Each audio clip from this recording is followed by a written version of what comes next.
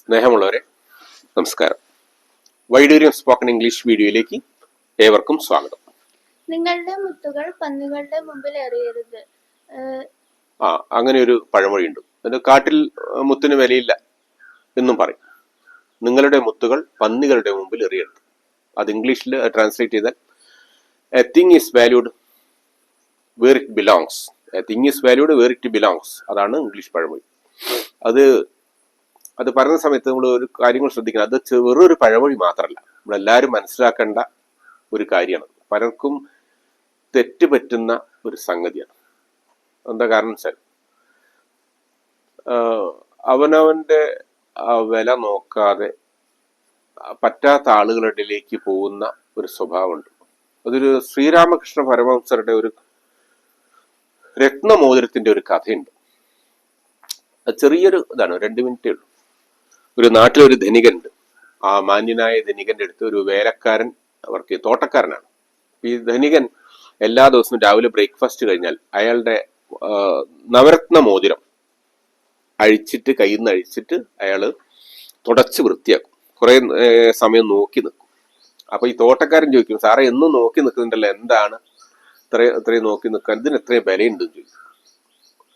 അപ്പൊ ഇയാൾ പറയും, ഈ മാന്യൻ പറയും, വിലയേറിയല്ലേ വേണ്ടു എന്ന് പറഞ്ഞിട്ട് ആ ധനികൻ ആ മോതിരം ഊരിയിട്ട് അയാളുടെ തോട്ടക്കാരന്റെ കൈ കൊടുക്കും.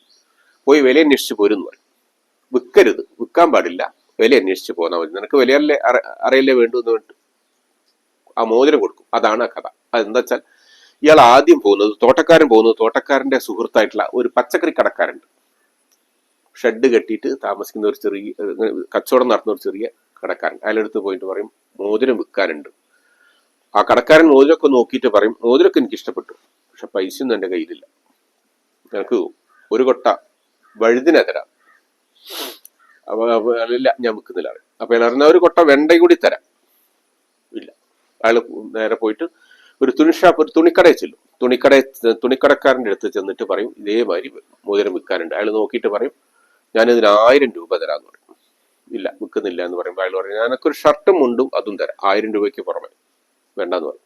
പിന്നെ ഇയാൾ പോയിട്ട് ഒരു സ്വർണ്ണക്കടയിൽ ചെന്ന് കയറും. സ്വർണ്ണക്കടയിൽ ചെന്ന് കയറിയിട്ട് അയാൾ തിരിച്ചും മറിച്ചൊക്കെ നോക്കും, തുടച്ചൊക്കെ നോക്കി എല്ലാ പരിശോധനയും നടത്തും.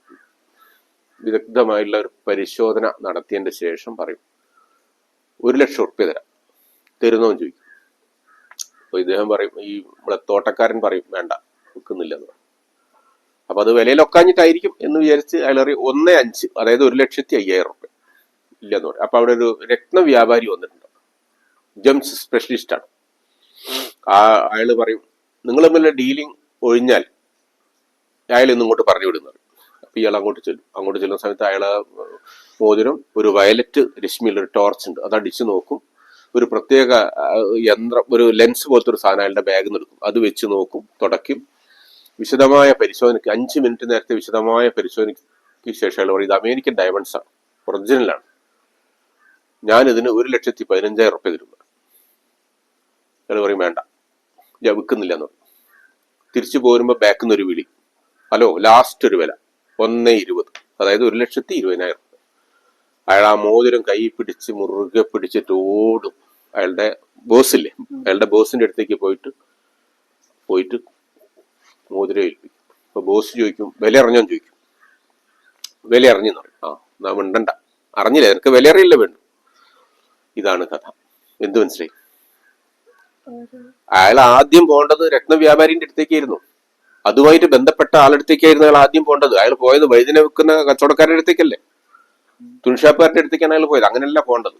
നമ്മളൊരു സംഗതി, നമ്മളെ കയ്യിലുള്ള ഒരു സംഗതി അത് ചെലവാക്കാൻ നോക്കുന്ന സമയത്ത്, അതല്ലെങ്കിൽ അത് ഒരു പുസ്തകം പ്രകാശനത്തിന് ഇറക്കുന്ന സമയത്ത്, അതുമായിട്ട് ബന്ധപ്പെട്ട അതിനെക്കുറിച്ച് അറിയുന്ന അറിവുള്ള ആളുകളുടെ അടുത്തേക്ക് വേണം പോവാൻ. ഇല്ലെങ്കിൽ അതിന്റെ വില ഒരു കൊട്ട വഴുതിന ആയിരിക്കും. മനസ്സിലായോ? അതാ.